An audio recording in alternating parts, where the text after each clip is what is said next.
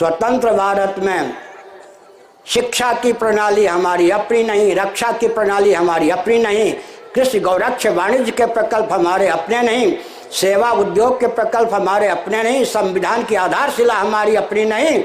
हिंदू स्वतंत्र भारत में अब तक एक नंबर का नागरिक नहीं, कुएं में भांग पर गरीब तो देश का उत्कर्ष होगा तो कैसे होगा।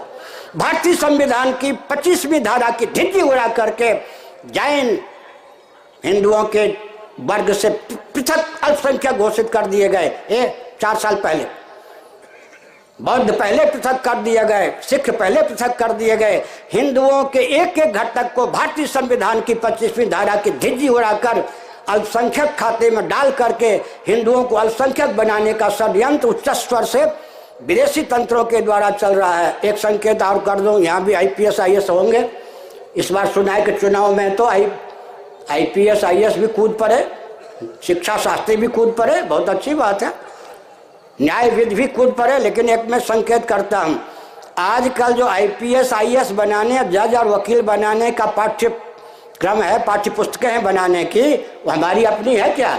उसके आधार पर कोई भारत का भक्त हो सकता है क्या? उसके आधार पर पूर्वजों को कोसे बिना, अपने प्राचीन ज्ञान विज्ञान को कोसे बिना कोई IPS IAS हो सकता है? कुएं में भांग पड़ी है।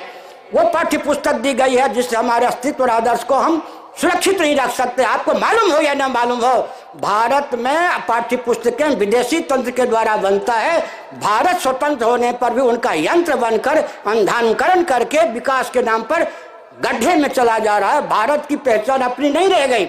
जिस देश में व्यभिचार भी अपराध नहीं माना जाता है या जाएगा, उस देश का उत्कर्ष कैसे होगा। इसलिए सज्जनों, कितनी चिड़िया उड़े आकाश, चारा है धरती के पास, पक्षी नभो मंडल में ऊंचाई तक उड़ान भर ले, लेकिन जब उसे भूख का, प्यास का, थकान का अनुभव होता है, धरती पर आने की व्यवस्था होती है, धरती पर आने के लिए वो लाचार होता है।